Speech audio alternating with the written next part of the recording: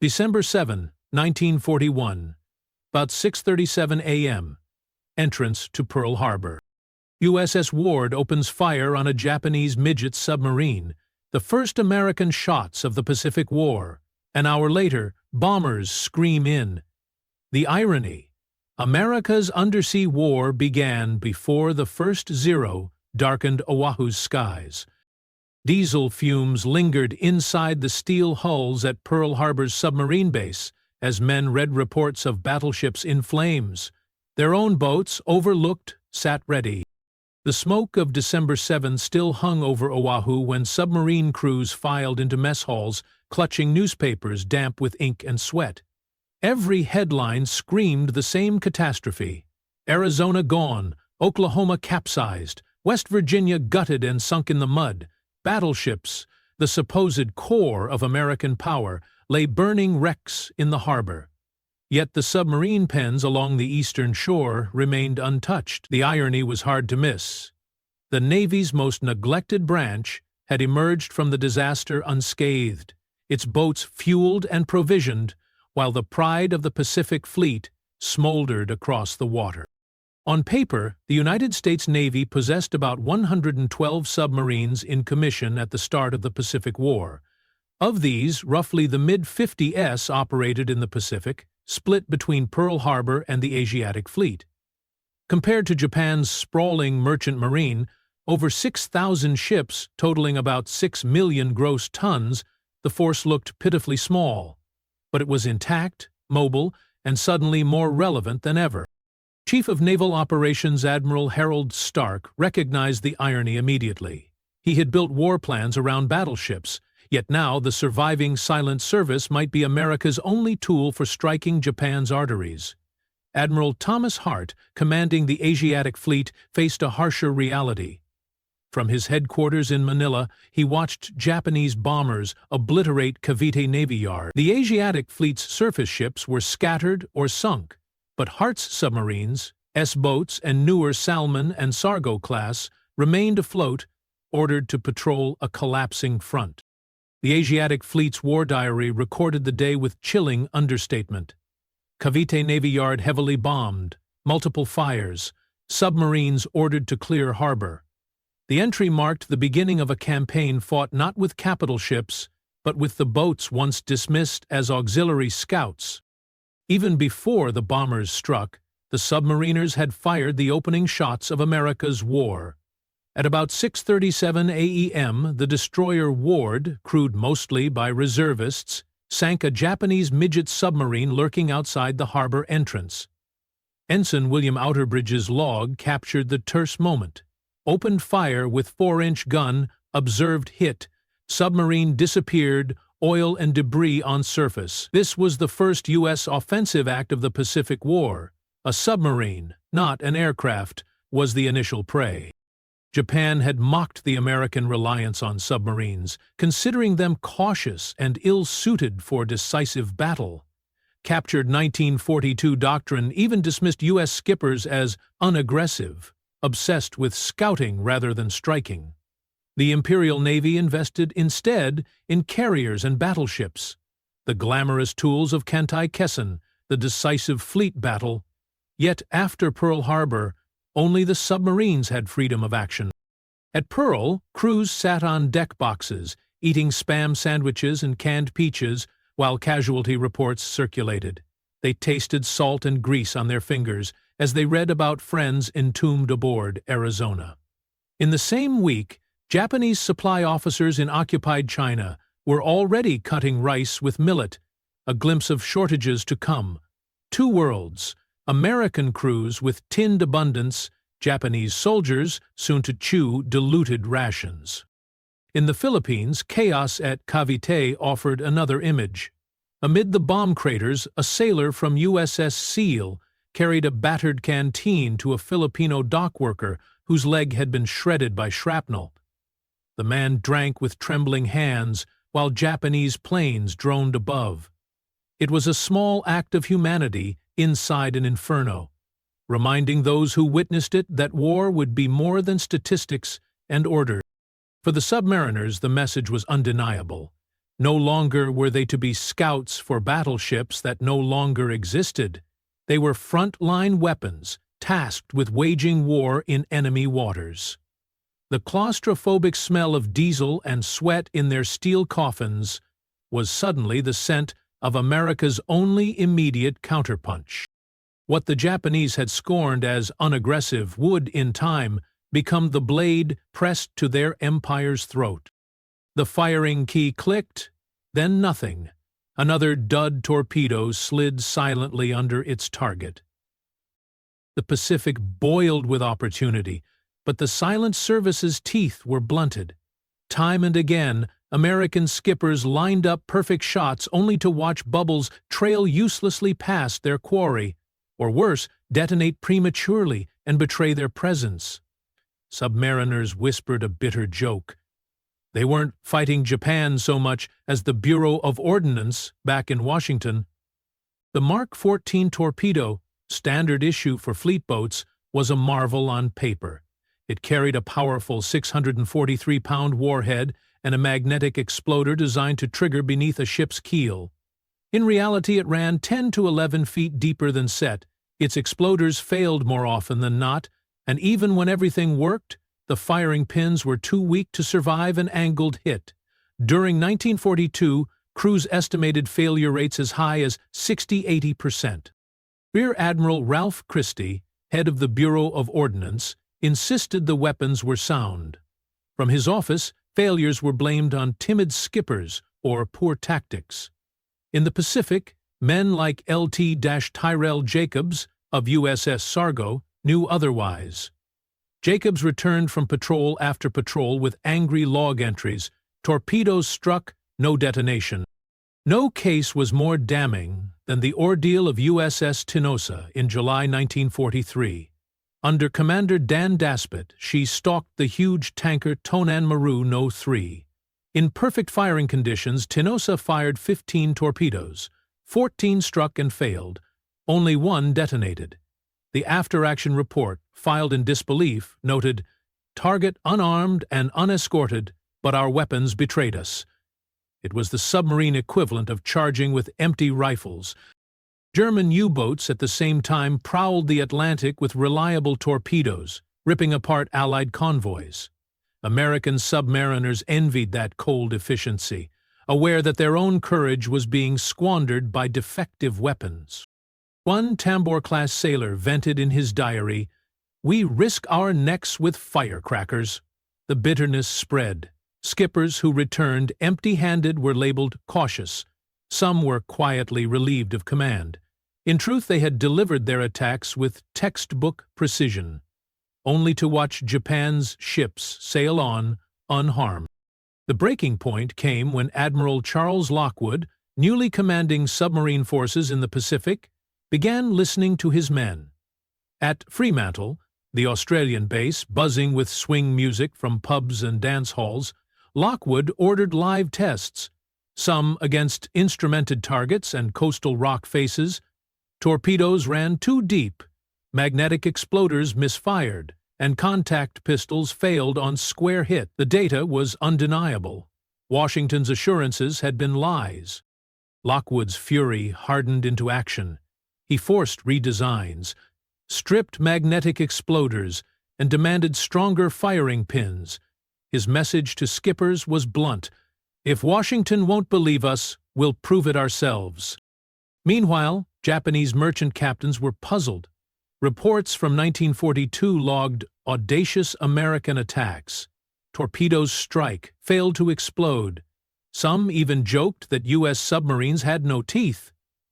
That complacency would not last, once Lockwood's reforms bore fruit.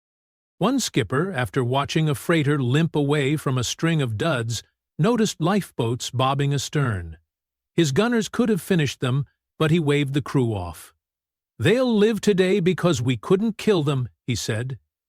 The silence in the control room was heavy, not relief, not pride, but the weariness of men asked to fight a war with broken tools. By late 1943, the tide would turn. But in those first years, American submariners fought not only the enemy across the seas, but the disbelief of their own superiors. It was a war of patience, fury, and faith that one day their weapons would finally work as intended. Spray froze on the deck as Wahoo's crew surfaced into Bismarck Sea winds, their patrol log filled with sinkings that would shock Tokyo. By 1943, the U.S. Silent Service had clawed its way out of frustration. The torpedoes finally worked, at least most of the time, and a new breed of commanders emerged, aggressive, relentless, and willing to push their crews past the limits of exhaustion. The boats themselves hadn't changed much, but the men inside them had. The most famous of the new leaders was Dudley "Mush" Morton of USS Wahoo. Stocky, sharp-eyed, and blunt, Morton transformed the reputation of submarines from timid scouts into hunters. At his side stood his executive officer, Richard O'Kane, whose quiet precision balanced Morton's audacity. Together, they became one of the most lethal duos in the Pacific. Morton's first patrol in the Bismarck Sea, January-February 1943, would become legend. Wartime claims credited Wahoo with 6 ships sunk in that single cruise, including transports carrying reinforcements to New Guinea. Post-war audits by JNAC would reduce the tally to 3 or 4, but even the revised figures marked a breakthrough. American submarines were at last drawing real blood. The patrol report was blunt. Convoy sighted. Conducted night surface attack. 4 ships destroyed. Later scrutiny showed some ships survived, damaged but not sunk. The exaggeration wasn't unique to Morton. Fog of war and wishful thinking colored nearly every skipper's reports, but the fact remained. For the first time, U.S. submarines had torn into a convoy and escaped to tell the tale. On the Japanese side, convoy protection remained minimal. Tokyo believed speed and dispersal would keep supply lines safe. Escorts were few, often second-rate destroyers or converted trawlers. The contrast was stark. Japanese complacency against a submarine force emboldened by new tactics and newfound confidence. Morton's name also carried controversy. During one attack, after torpedoing a transport, Wahoo opened fire on men struggling in the water. Morton later justified it as targeting troops who might rejoin the fight, but others called it murder. Historians caution that while such incidents happened, they were rare and not Navy policy. The myth of submariners routinely gunning down survivors is false. Morton's actions were an exception, not the rule. Richard O'Kane, in his post-war memoir, remembered standing at the periscope as a Japanese tanker burned through the night. It was a funeral pyre on the sea, flames rising, casting grotesque shadows on the waves. For the crew, the sight was both exhilarating and sobering. They were winning battles, one freighter at a time, but they were also watching men die in darkness. For crews who had endured years of dud torpedoes, the change was dramatic. Where once they returned empty-handed, now they brought home results measured in tonnage sunk. Pride replaced doubt. Patrols lasted 50 to 60 days, every hour tense, but successes gave the men a grim sense of purpose. They weren't just surviving, they were bleeding the empire dry. At Fremantle in Western Australia, the contrast could not have been sharper. Returning submarines were greeted with steaks, fresh bread, and swing music spilling from pubs. A crew lucky enough to finish a successful patrol might sit down to a rare steak dinner in the wardroom, savoring each bite.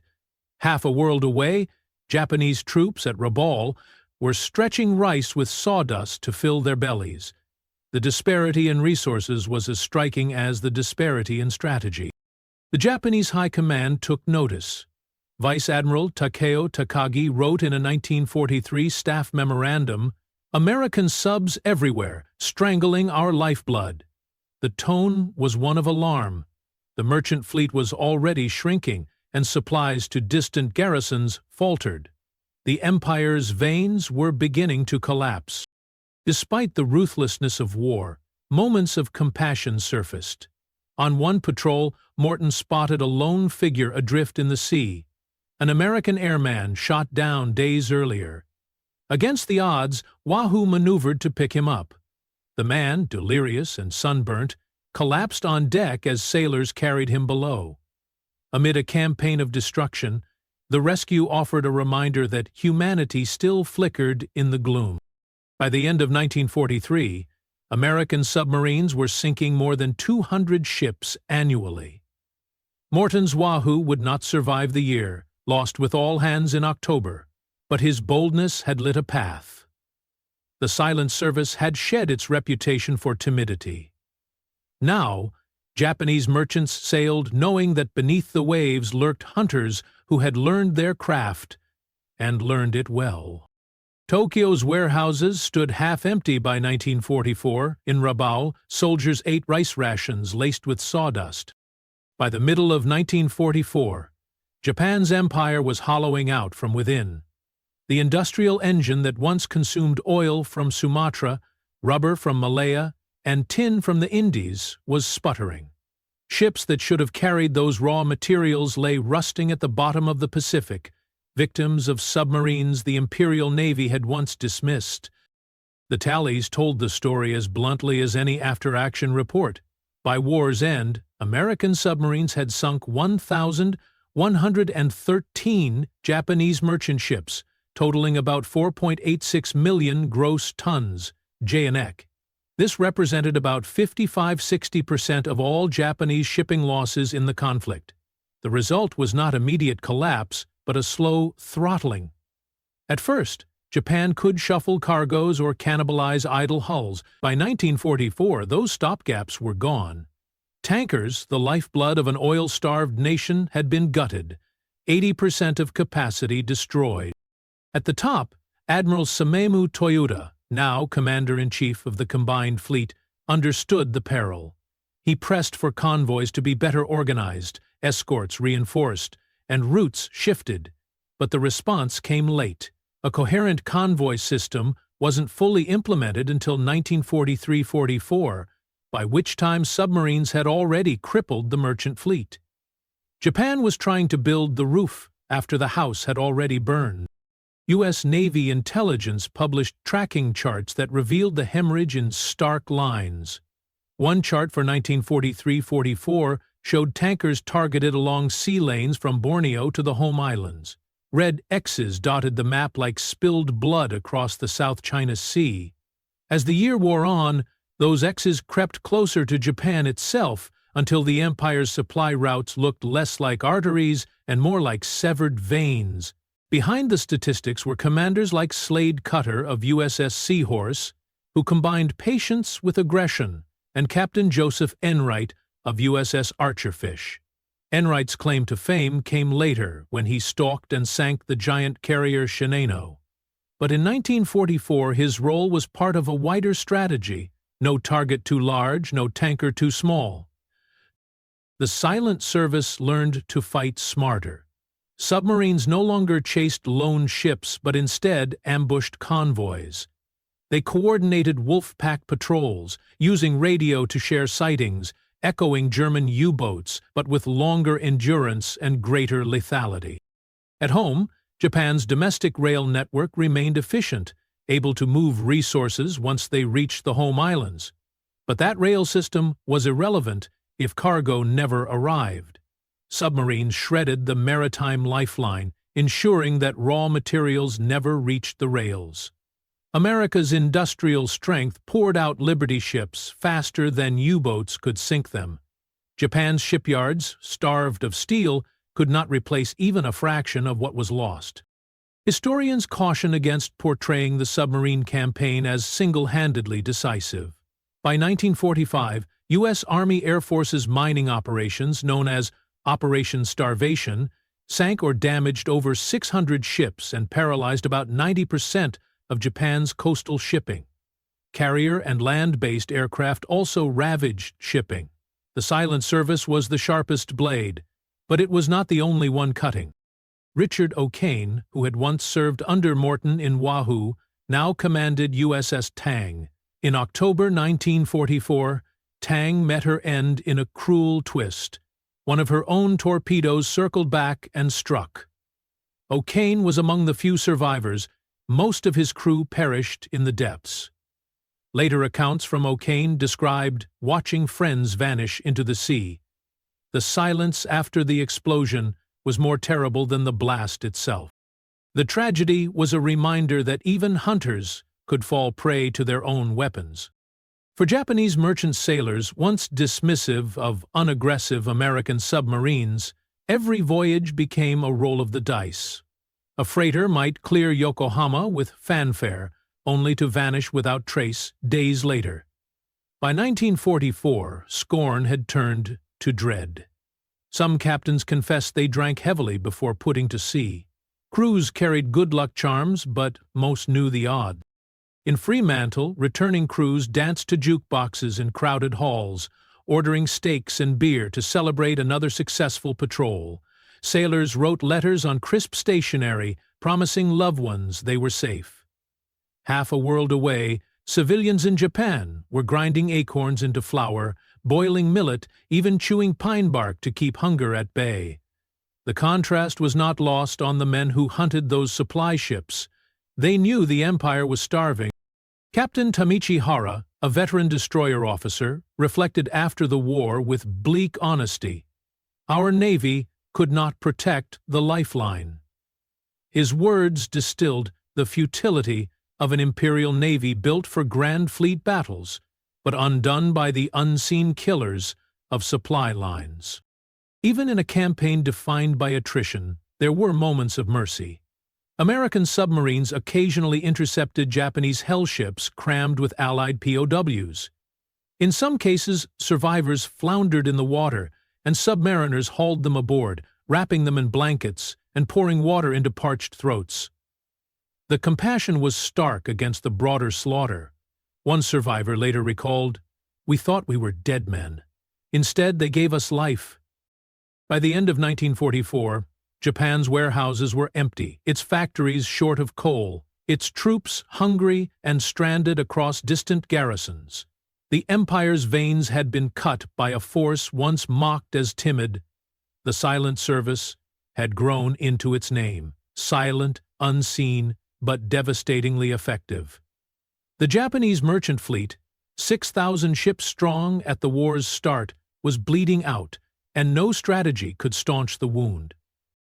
November 29, 1944, USS Archerfish tracked a massive silhouette, the supercarrier Shinano. The Pacific War was often measured in freighters and tankers, but submarines also hunted larger prey. By late 1944, their crosshairs rested not only on merchants, but on the Imperial Navy itself.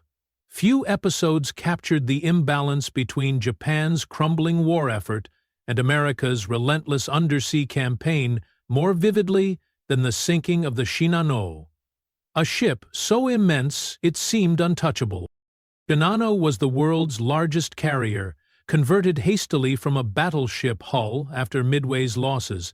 At nearly 72,000 tons full load, she dwarfed anything afloat, but she sailed unfinished, her watertight doors incomplete, her crew untrained. On the night of November 28–29, 1944, Captain Joseph Enright, aboard USS Archerfish, shadowed her off Honshu. The patrol log noted with clinical brevity, "Fired 6 torpedoes, 4 observed hits, target slowed, then stopped." Hours later, Shinano rolled and sank, taking over 1,400 men with her.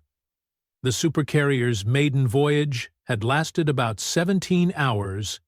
The legend of Archerfish, sinking a behemoth with a handful of torpedoes, tends to overshadow the truth.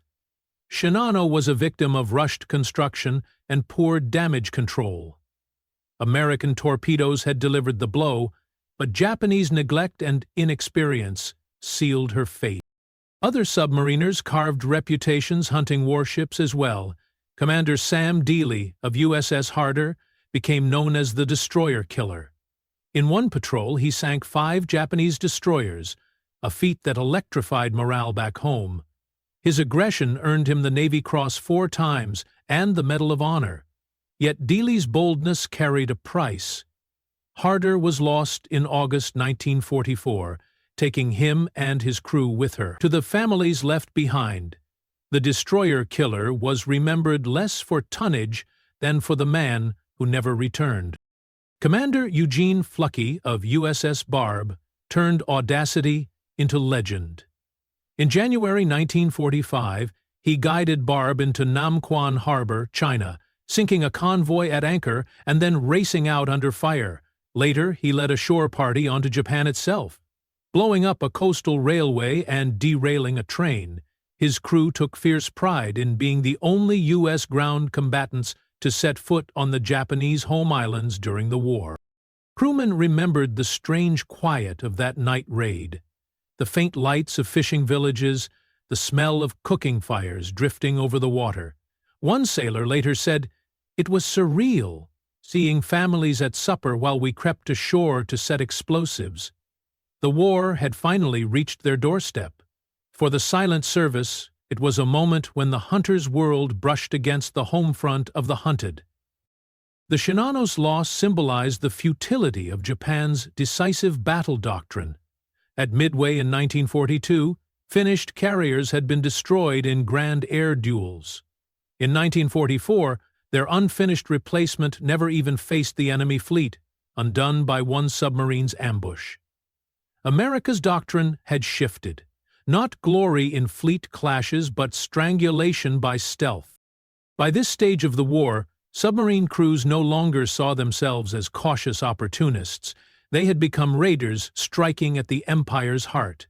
From ambushing tankers in the South China Sea to sabotaging trains on Japanese soil, the silent service carried the war far beyond its early defensive patrols. Survivors of Shinano described the disbelief of watching a ship they believed unsinkable heel over in the dark. Many had joined her crew only days before.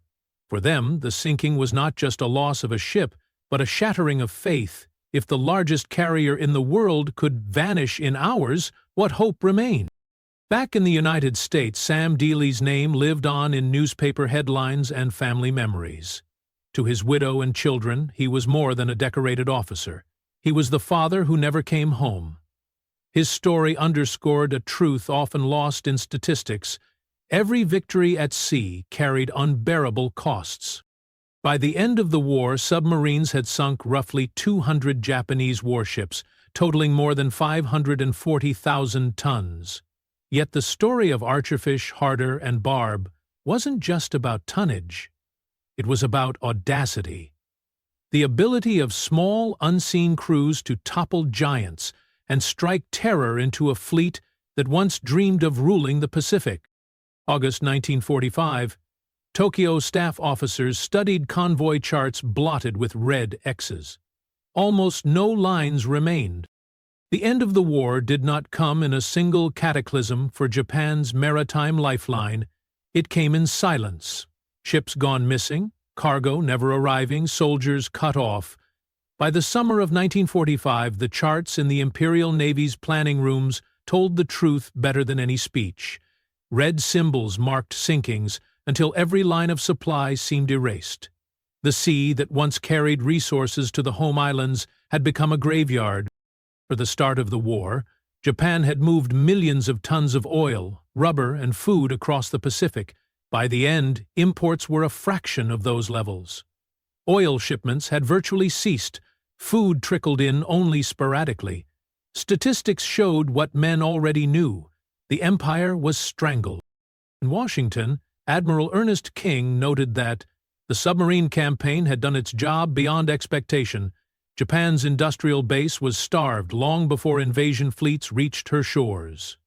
In Tokyo, Admiral Soemu Toyoda could only acknowledge that his navy no longer controlled the seas. The once proud combined fleet had retreated to anchorages at Kure, unable to fuel or sortie.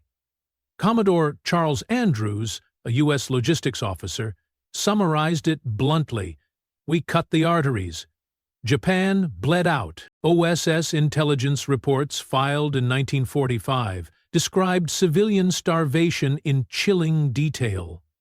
Grain imports had collapsed, oil was scarce to the point of paralysis, and factories were shutting down not for lack of will but for lack of fuel.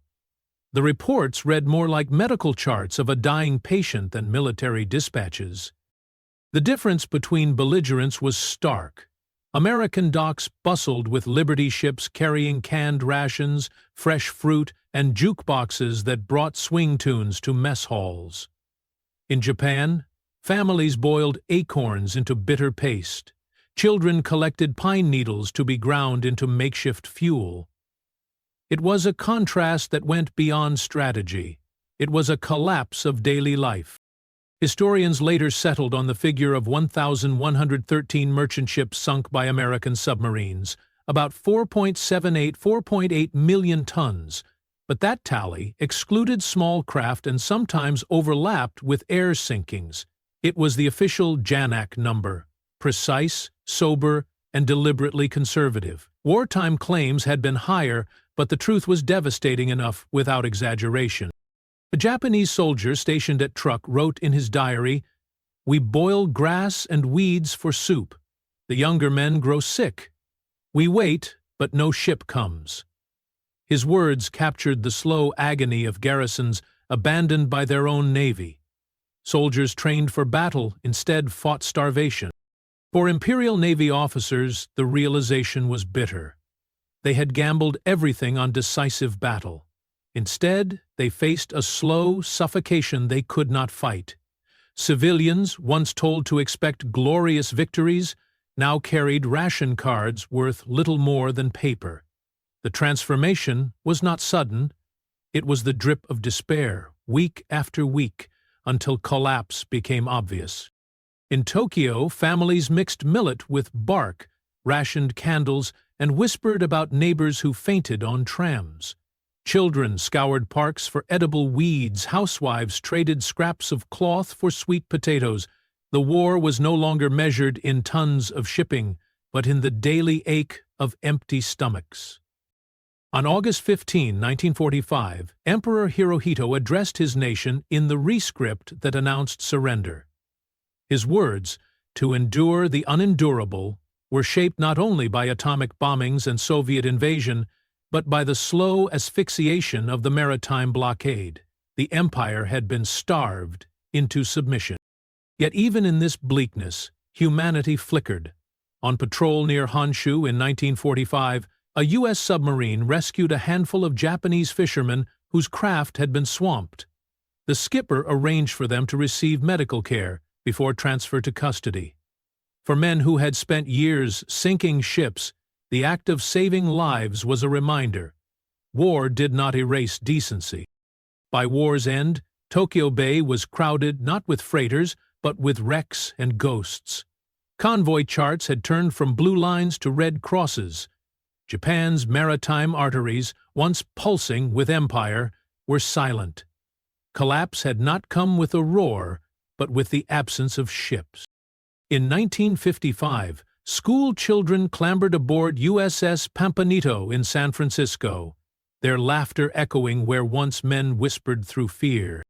A decade after the war, America's submarines were no longer predators lurking beneath the Pacific. They were museum pieces, classrooms, and memorials. Children ran their hands over steel that had once vibrated with depth charges, while veterans stood quietly aside, remembering faces never seen again. The statistics of the Silent Services War were both triumphant and tragic. Submarines had represented just 1.6% of Navy personnel, yet they inflicted more than 55% of Japan's merchant shipping losses. They had sunk over 1,000 freighters and hundreds of warships, including the mightiest carrier ever built. But the toll on their own ranks was severe. 52 boats lost, 3,506 submariners killed. Every victory carried the shadow of silence from which no crew returned. Admiral Charles Lockwood, who had once fought bitter battles over defective torpedoes, reflected in his memoir Sink 'Em All that submariners had changed the course of the Pacific War by cutting Japan's arteries. Richard O'Kane, Medal of Honor recipient and survivor of USS Tang, carried his lessons forward into the Cold War era, teaching new crews, never forget the sea, keeps secrets. From the Japanese side, historian Masanori Ito wrote that submarines strangled our war effort more surely than the great battles we lost. The U.S. Strategic Bombing Survey, convened in 1946, analyzed Japan's defeat.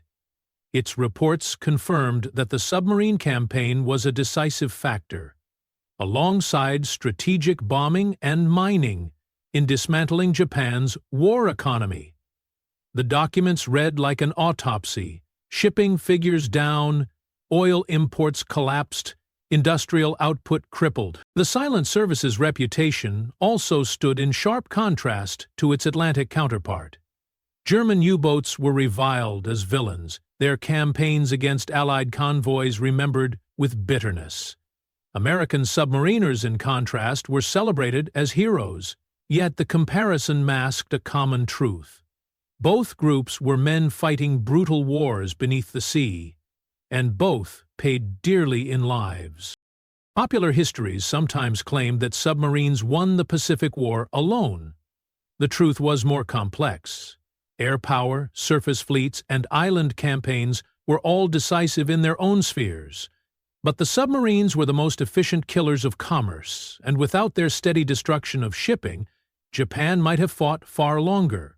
They were not the whole story, but they were indispensable to its ending. For veterans, the legacy was double-edged. In the glow of victory, they carried pride at what they had accomplished, turning a force once mocked as timid into the spearhead of economic warfare. Yet they also bore the memories of lost crewmates. Reunions were filled with laughter, but also with long silences when names of the missing were read. Pride blended with grief, and triumph with guilt. Submarine veterans often recalled the small details more than the battles: the jukebox songs in Fremantle bars, the smell of Honolulu's night markets, the way swing music drifted from Liberty Halls before patrols. These cultural fragments clung to them as much as torpedo tracks or depth-charge barrages, reminders of youth spent in the balance between life and death. The lessons of the campaign shaped the future. Cold War doctrine adopted the aggressive patrol style pioneered by Morton, O'Kane, and Fluckey. Nuclear submarines inherited not just technology, but the ethos of daring men who had risked everything in diesel boats. Public memorials, from the USS Pampanito in San Francisco to plaques at the Naval War College, preserved the story for later generations. For the families of the 52 lost boats, the war never truly ended. At the On Eternal Patrol Memorial, their names are etched into bronze, each submarine listed as if still at sea. The sea had become their grave, silent and unmarked. Every wreath dropped into the waves was both a tribute and a reminder that victory had come at a terrible cost. The Silent Service's legacy was not merely in tonnage sunk or strategies validated. It was in the memory of men who vanished without trace, and in the lessons carried forward by those who survived. The submarines had fought in silence, and their story remained a quiet but decisive chapter of the Pacific War, etched into steel, statistics, and the laughter of children climbing through the hatches of a museum boat that once hunted across a vast ocean.